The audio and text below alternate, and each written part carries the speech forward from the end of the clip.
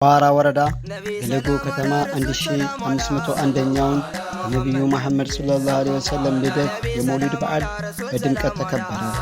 ምዕራብ ጎንደር ዞን ቋራ ወረዳ ገለጎ ከተማ 1501ኛው የነቢዩ መሐመድ ሰለላሁ ዐለይሂ ወሰለም ልደት የመውሊድ በዓል በተለያዩ መርሃ ግብሮች በድምቀት ተከብሯል።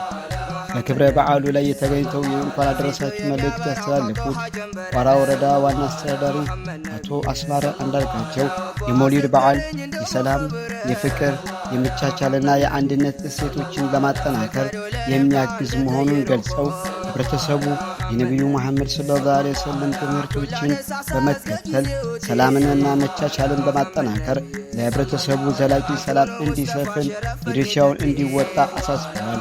የገለጎ ከተማ የሃይማኖት አባት ሼህ ጣሂር አህመድ በበኩላቸው የመውሊድ በዓል የነቢዩ መሐመድ ሰለላሁ ዐለይሂ ወሰለም ሕይወትንና ትምህርቶችን የምናስብበትና የምንማርበት ታላቅ የሃይማኖት በዓል መሆኑን ገልጸው ሙስሊሙ ማኅበረሰብ የነቢዩን ምሳሌነት በመከተል ለሰላም፣ ለፍቅርና ለወንድማማችነት መጠናከር መስራት እንዳለበት አስገንዝበዋል።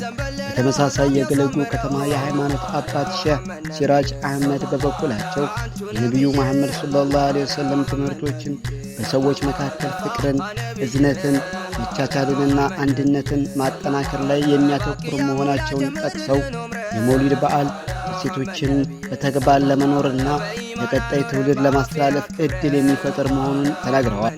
በክብረ በዓሉ የተለያዩ የሃይማኖት ሥነ ሥርዓቶችና መርሃ ግብሮች የተካሄዱ ሲሆን የከተማዋ ነዋሪዎችና የሃይማኖት ተከታዮች በንቃት በመሳተፍ በዓሉን በድምቀት ሁኔታ አክብረዋል።